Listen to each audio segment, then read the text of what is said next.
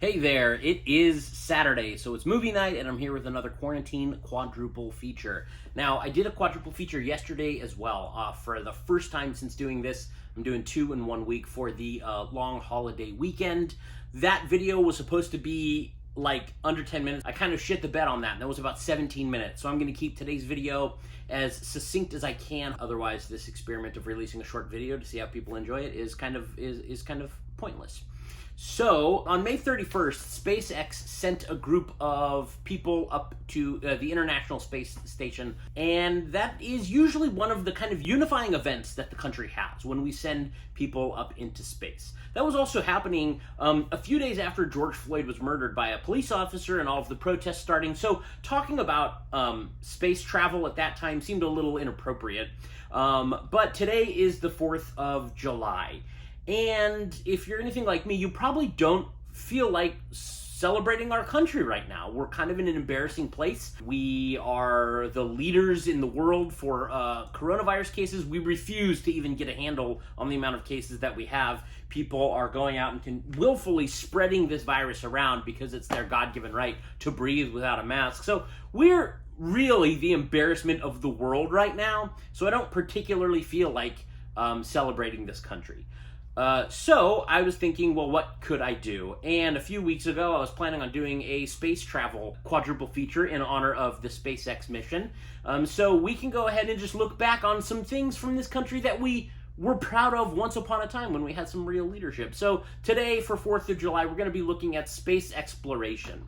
Now, for space exploration quadruple feature, I wanted true stories. I didn't want sci-fi movies or fictional narratives up in space like Gravity or The Martian or something like that, as much as I love those movies. I wanted movies to really focus on actual manned missions up into space. So that's what we're going to do. I'm not going to talk very long about each of these movies. I'm just going to kind of plow through them. So the first one we're going to watch is probably the best movie made about space travel, and that is Philip Kaufman's The Right Stuff. This one is a commitment. It's over 3 hours, but it is phenomenal. It is about Chuck Yeager, the first pilot to ever fly faster than the speed of sound, as well as the Mercury astronauts, the first group of Americans to ever go up into space. And it is an American epic. It's brilliantly made, really wonderful effects, no CGI. It was made in 1983, so the way they made this film is really astonishing. I mean, it's the type of film that you can't see made anymore. The Right Stuff is a throwback to some old school filmmaking, and it's brilliant as well. Star-studded cast, won 4 Academy Awards, so really great film. Highly recommend checking that one out. We have 2 narratives that we're going to watch today and 2 documentaries.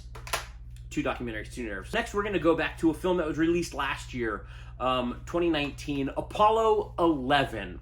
This is a documentary about the Apollo 11 spaceflight, and this is phenomenal. I mean, watching this, I've only seen it the one time in theaters, in an IMAX theater, and it was a really breathtaking experience. And watching a documentary of the footage that they're filming up in space, it really is just, especially on an IMAX screen, is like, holy cow, it really highlights the extravagant feat that space travel really is. So definitely check out Apollo 11. It's very inspiring. It's very beautiful. It's also quite frightening. I mean, space is just so scary to me. I would never go to space, even if I had the opportunity. Would you? I mean, it's just the big lifeless void. I'm scared enough on a boat on the ocean. I would never want to sail on the seas of the universe. It's just too vast for my puny mind to comprehend. But Apollo 11, these astronauts bravely go up and do that. Okay, next we're going back to another narrative. You know it, you love it. It's Ron Howard's best film, Apollo 13. Ron Howard was really at the top of his game in the 90s with the thrillers he was making.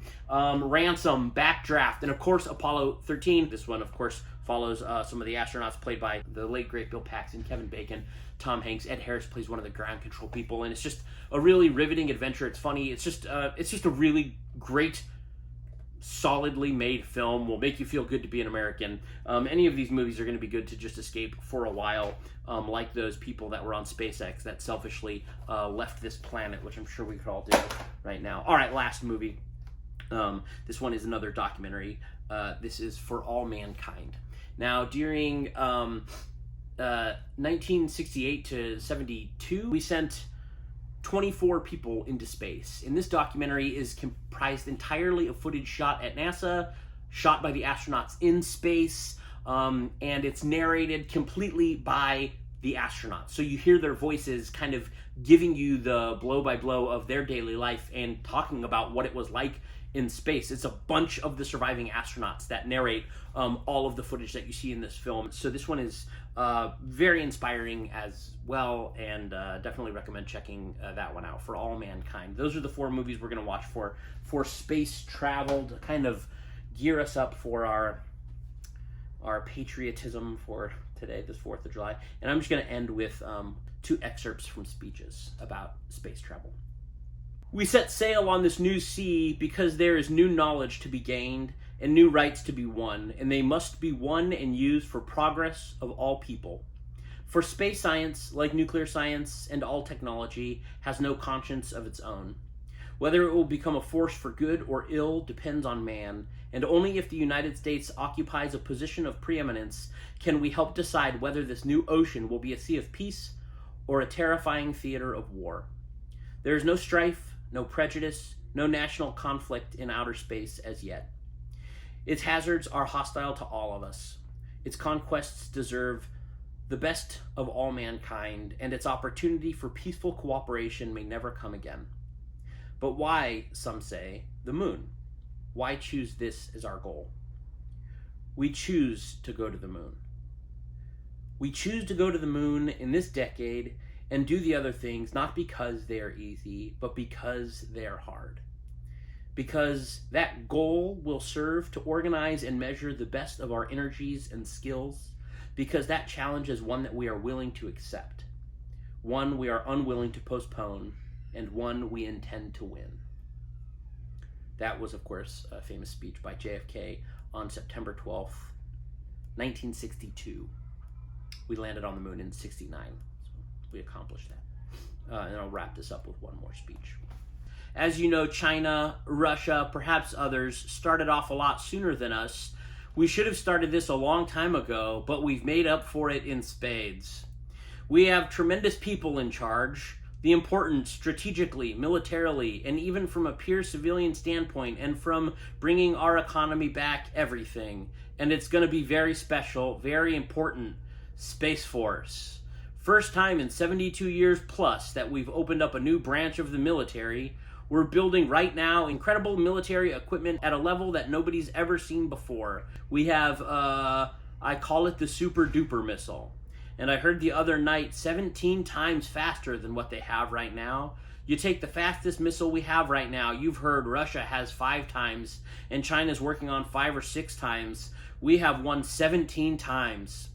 17 times faster, if you can believe that. That's something, right? 17 times faster than what we have right now. Fastest in the world by a factor of almost 3. Space is going to be the future, both in terms of defense and offense and so many other things. And already, from what I'm hearing and based on reports, we're now the leader in space. I think you know who said that last one. Happy 4th of July.